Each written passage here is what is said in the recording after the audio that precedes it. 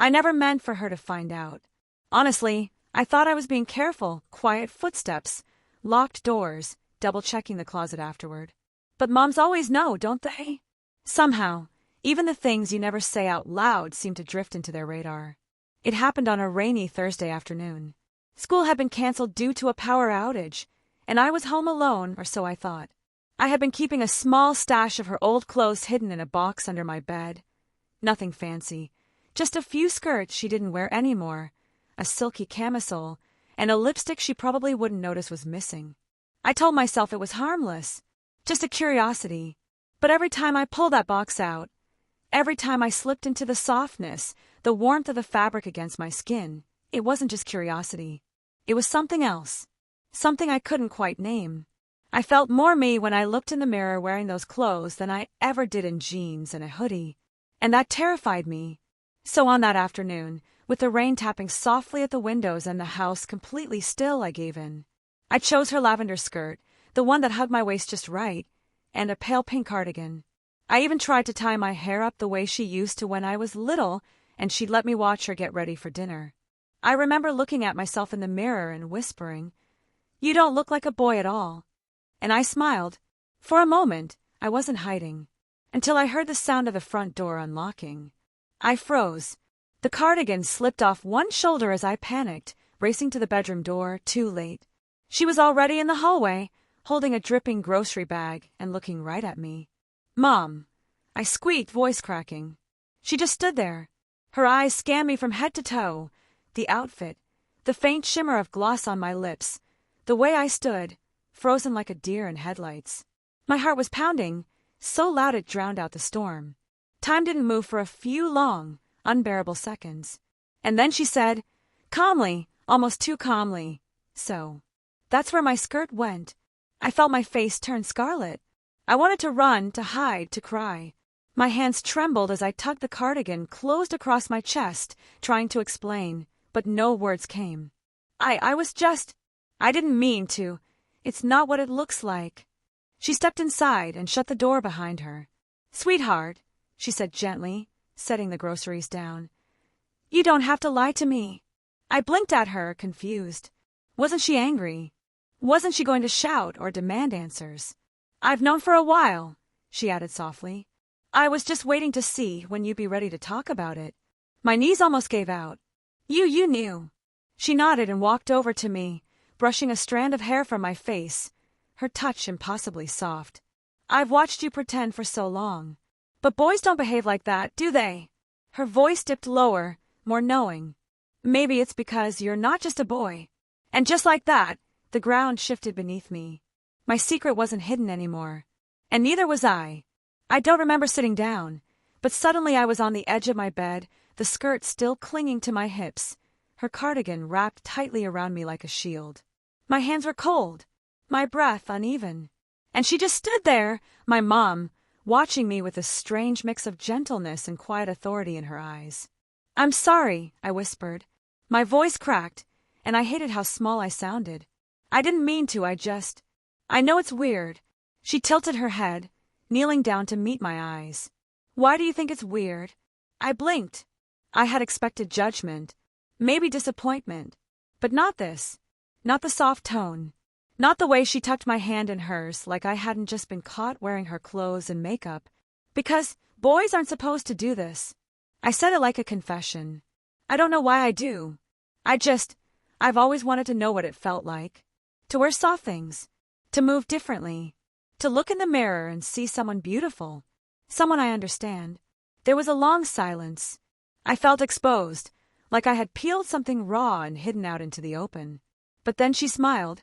And it wasn't fake. It wasn't forced. It was warm, loving, understanding.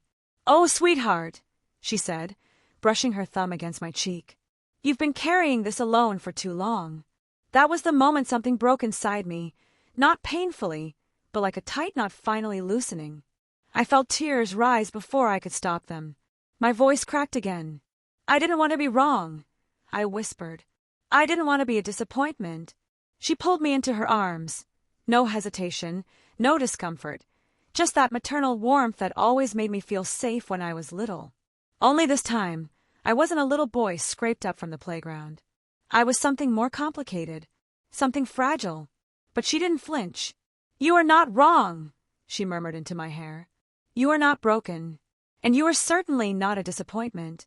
I clung to her like a child again, the cardigan sleeves bunched in my fists. It was the first time I'd cried in front of her in years. We sat like that for a while, the rain still whispering outside, the house otherwise silent except for my sniffles and her steady, calming breath. When she finally pulled back, her hands remained on my shoulders. Her eyes searched mine. "I need to ask you something," she said softly. "And I want you to be honest. No shame, okay?" I nodded, uncertain. "When you dress like this, do you feel more like yourself?" That question hit harder than I thought it would. I stared at her. I wanted to say no, the way I'd been taught to. But that would have been a lie. And somehow, I knew lying wasn't an option anymore. "Yes," I admitted. "I don't always know what it means. But when I do it, when I feel pretty or soft, I don't feel like I'm pretending. I feel like me." She smiled again, and it was different this time. A bit knowing. A bit proud. "Then maybe we've been looking at you the wrong way," she said quietly. "Maybe you're not my misbehaving boy.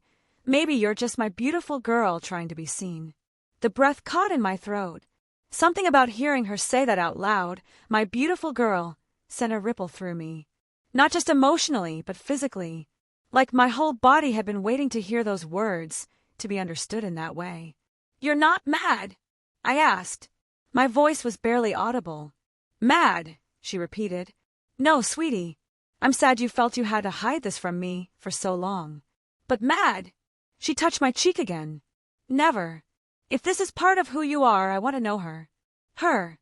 The word echoed in my chest like a bell. I didn't say anything for a moment. I was too overwhelmed, not with fear this time, but with something almost unfamiliar. Relief. Hope. "I don't even know where to start," I finally admitted. She gave my hand a little squeeze. "Don't worry," she said, smiling. "I do.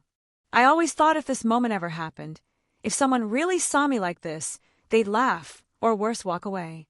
I never expected to find myself sitting on the edge of my bed, still in that lavender skirt and pink cardigan, while my mom rummaged through her closet like she was preparing for a fashion show. She pulled out a few things and held them up in front of her like she was measuring them against an invisible mannequin. Her eyes flicked to me, assessing with the same sharp instinct she always had when she was choosing an outfit for herself. Only this time, she wasn't choosing for her. She was choosing for me.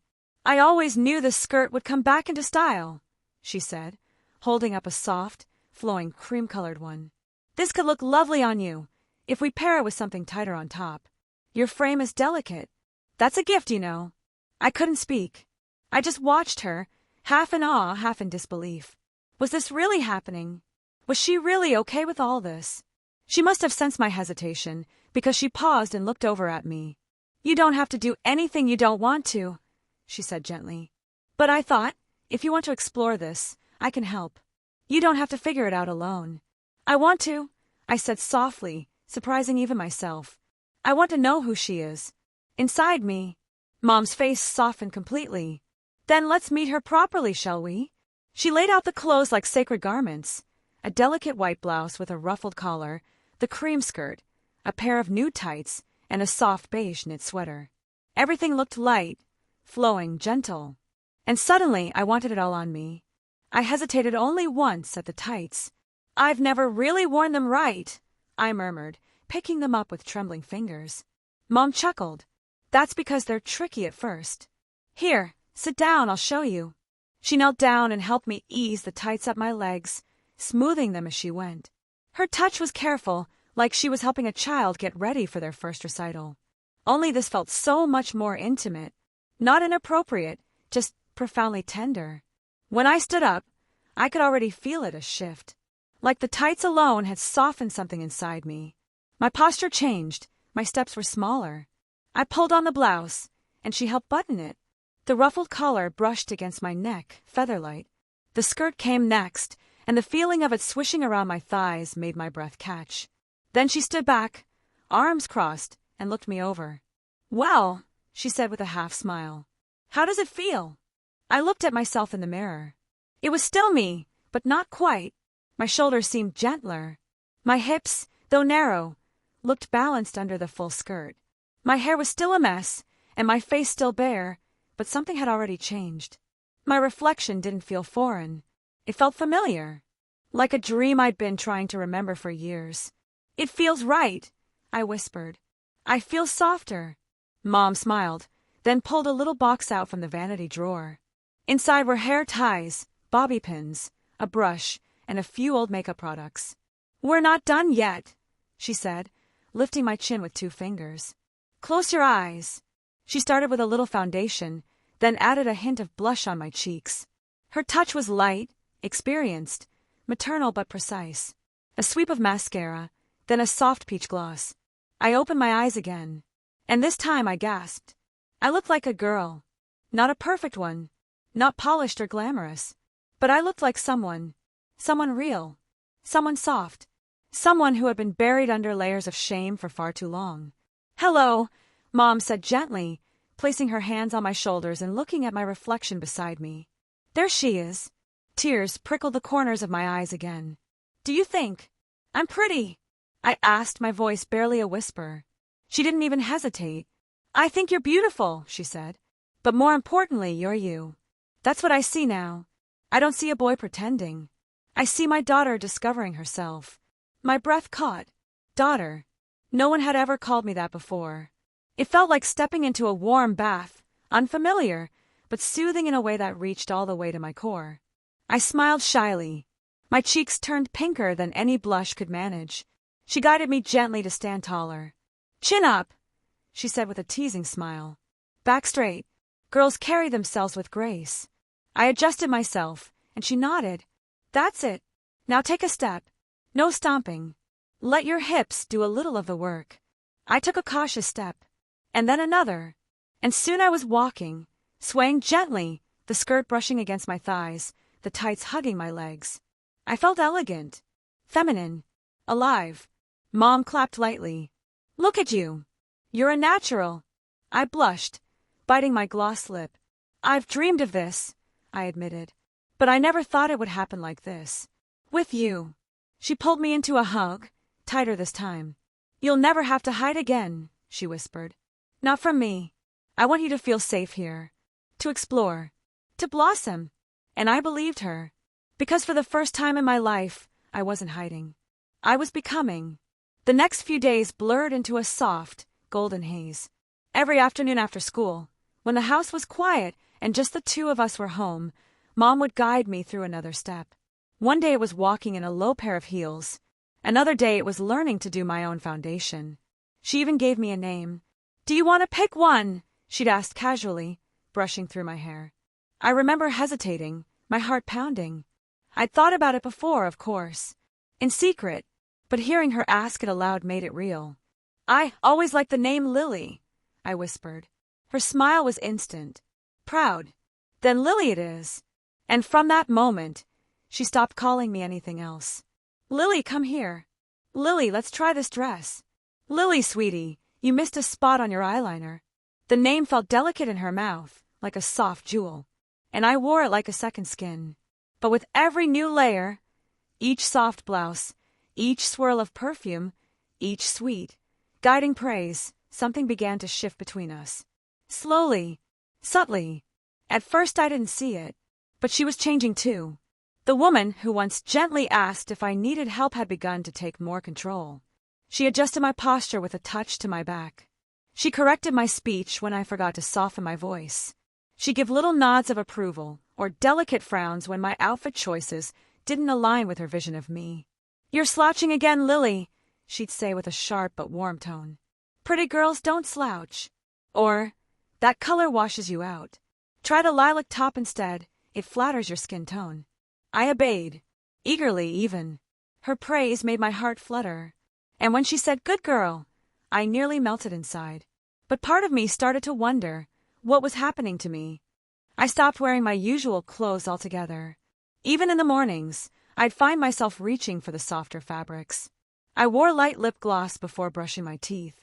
I couldn't walk past a mirror without checking my hair. And yet, I still hadn't told anyone else. We kept it between us, Our little secret. One night, about a week after she first caught me, I was sitting cross-legged on the couch in a soft pink romper, watching her paint her nails. I had my hands folded neatly in my lap like she'd shown me. "I don't think I remember what it's like to be him anymore," I said softly. She glanced up. "Do you miss it?" I thought about it. The jeans. The loud, rough voice. The weight of pretending. "No. But—" I hesitated. "I don't know who I am yet." She set the polish down and turned toward me. Her expression had changed. Not cold, exactly, but more assertive. "You don't need to know yet," she said calmly. "That's why I'm here. To guide you. Lily's still growing." The way she said it sent a chill down my spine. And yet, I nodded. The next day, I came home to find something waiting for me on my bed. A uniform. Not a school one. No, this was different. A maid's outfit. It was frilly. Black with white trim. A little apron. A matching headband. I stood there staring at it, my heart pounding in my chest. She entered the room a moment later, completely casual. "I thought it would be fun," she said. "You've been doing so well. And a good girl should learn how to be helpful, don't you think?" I don't know," I stammered. "This feels—" "Too much?" she asked, eyebrow raised. "Or is that your old fear talking?" I swallowed. She was right, maybe. But this wasn't just clothes anymore. This was the role. Apart. Still, my fingers moved on their own, touching the fabric. It was soft. Expensive feeling. Custom-sized. She had planned this. "Put it on, Lily," she said gently. "Let's see how perfect you look." And just like that, I obeyed. The transformation was subtle but complete. The outfit fit me like it was made just for my body. She stood back, arms folded, appraising me. "A little lipstick," she murmured, applying a cherry tint to my lips herself. "And you're my pretty little helper." That night, she had me serve tea, just the two of us, of course, but she made me curtsy. She corrected the way I held the tray. She praised my soft-spoken, "Yes, ma'am," and reminded me to keep my back straight. I was blushing the entire time, not out of shame, but from something deeper. The way she looked at me, like I was hers, like I belonged in this role. But later, lying in bed in a cotton nightie she'd given me, I stared at the ceiling, thoughts whirling. Was this still exploration, or was I becoming something she was shaping? And yet, part of me wanted that. More and more each day, I wanted to please her, to feel her approval, her smile, her praise. I'd whisper, "Good girl," to myself in the mirror, just to feel what it stirred inside me. And still, I was scared. What if someone found out? What if I couldn't go back? What if Lily wasn't a costume anymore, but a replacement? One afternoon, I caught myself hesitating before answering the phone. It was my cousin calling. I let it ring. I didn't want to speak in my old voice. I didn't want him to hear anything that would make him suspicious. I looked at my reflection and realized I had been sitting in a skirt for hours and hadn't even noticed. I wasn't pretending anymore. I was Lily, and that realization both thrilled and terrified me. It happened on a Sunday. I had just finished dusting the living room in my little maid outfit, complete with a frilly apron and soft white stockings, when I heard the doorbell ring. I froze. I wasn't expecting anyone, and Mom hadn't said a word about visitors. She walked into the hallway like nothing was unusual, smoothing her blouse and tossing her hair over one shoulder. "Relax," she said calmly. "It's just Clara." I blinked. "Clara? As in?" "My friend Clara. From work." I panicked. "Mom," I hissed. "You can't let her in. I'm not even. I'm dressed like—" "You're dressed like Lily," she said firmly. "And Lily has nothing to be ashamed of. Go to your room if you're not ready. But I think you are." She turned on her heel before I could say another word, heading toward the front door. I stood there, breath caught in my throat. My legs felt like they belonged to someone else. The tea tray in my hands began to tremble. I didn't even have time to change. I heard the door open. Clara's voice, warm, familiar and too loud. Then footsteps. Then silence. I couldn't move. I felt like a mannequin dressed up in a fantasy I no longer controlled. And then I heard Mom's voice. "Come say hello, Lily." No. But my feet moved anyway. Slowly, terrified, I stepped into the hallway. Clara was there, already inside, standing by the coat rack with a curious smile. Her eyes moved to me instantly and widened just slightly. I couldn't breathe. The tray in my hands rattled from how badly I was shaking. Mom walked over, took the tray, and set it down on the entryway table. She turned back to Clara and said it like it was the most casual thing in the world. "This is my daughter, Lily." I blinked. She didn't say my son. She didn't say dressing up. She said daughter. Clara's gaze didn't drop. Her lips slowly curved into a smile. "Well," she said softly, "isn't she just darling?" I felt like the air had been punched from my lungs. I didn't speak. I didn't move. I just stood there in the soft black dress and delicate apron while two women looked at me, not with disgust, not even with confusion, but with something far more dangerous. Approval. Clara stepped forward, brushing a piece of hair from my cheek. "Such pretty eyes," she murmured. "Have you ever worn lashes?" I shook my head. I was trembling. I was aroused. I was horrified. I wanted to run. And yet, I didn't move. "She's been learning," Mom said, sipping her tea. "Posture, voice, grace. It's been a process." Clara smiled. "She's lucky to have you." "Oh, it's not luck," Mom said with a quiet smirk. "It's discipline." That word hit something inside me I wasn't ready to name. I looked down. I couldn't meet Clara's gaze anymore. But she didn't leave. In fact, she took my hand and led me gently into the living room like she had every right to. "Let's sit, Lily," she said, patting the cushion beside her. I obeyed, my skirt folded neatly under me. I kept my knees together, my hands in my lap, like I'd been trained. "I bet it feels strange, doesn't it?" Clara asked softly. "Being seen." I didn't answer right away. "It's scary," I admitted, "but also it feels real. Too real." She nodded. "You're beautiful. And brave." I glanced up at her. Her expression was sincere. Warm. Curious. Not mocking. Not cruel. Mom returned with a second tray, this time with little treats and a pitcher of lemonade. She poured for all of us, but handed my cup to me with a quiet instruction. "Both hands, Lily." I obeyed instantly. Clara chuckled. "She's very well-mannered." Mom smiled. "She had to be trained." The word stung again, not like a slap, but like a quiet collar tightening around my throat. But I didn't argue. I just sipped from my glass like a good girl. It wasn't until later, after Clara had gone, that I finally spoke. "Why did you let her see me?" Mom looked up from the sink. She was washing the teacups. "Because I wanted her to," she said simply. "What if she tells someone?" "She won't." "But why now?" She dried her hands and turned to me, her gaze soft but firm. "Because I needed you to see what it's like to be seen and still loved." I bit my lip.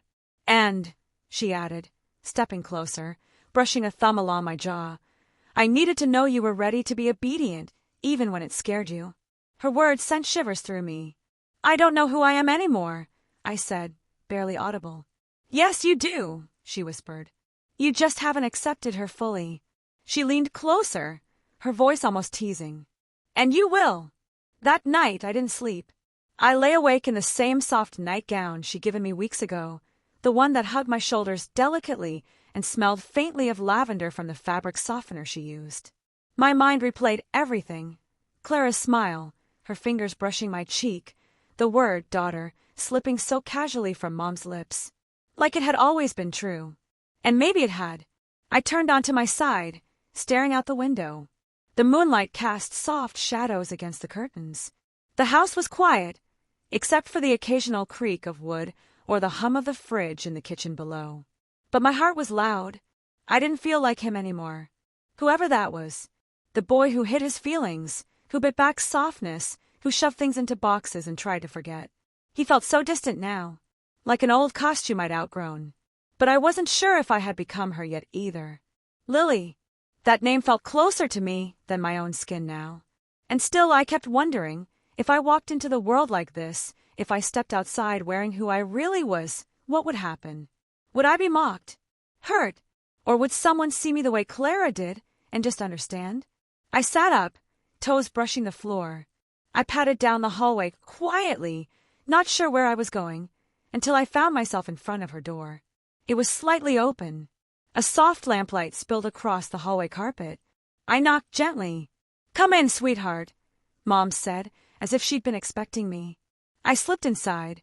She was sitting on the edge of the bed in a silk robe, brushing her hair, her face calm and glowing in the warm light. "I couldn't sleep," I murmured. She smiled softly and patted the bed beside her. "Neither could I." I sat, tucking my legs under me. She looked over and reached out to fix a loose strand of my hair. "You were perfect today," she said, her voice low, proud.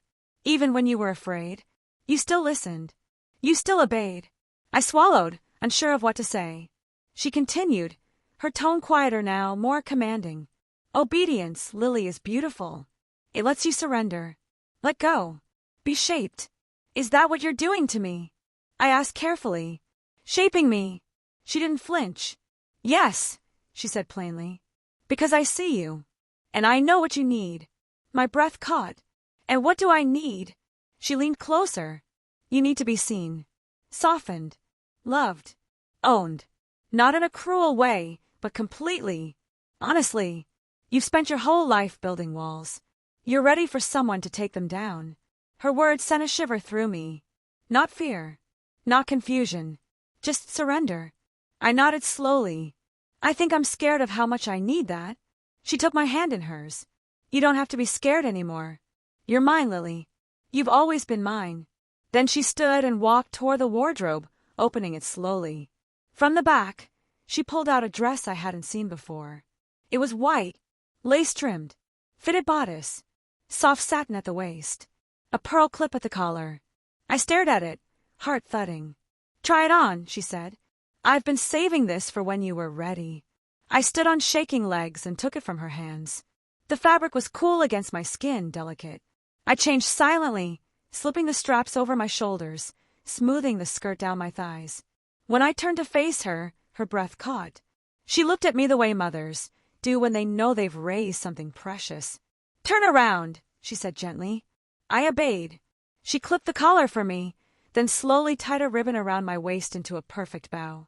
Her fingers lingered at the knot. "There," she whispered. "Perfect." I turned back, and she kissed my forehead.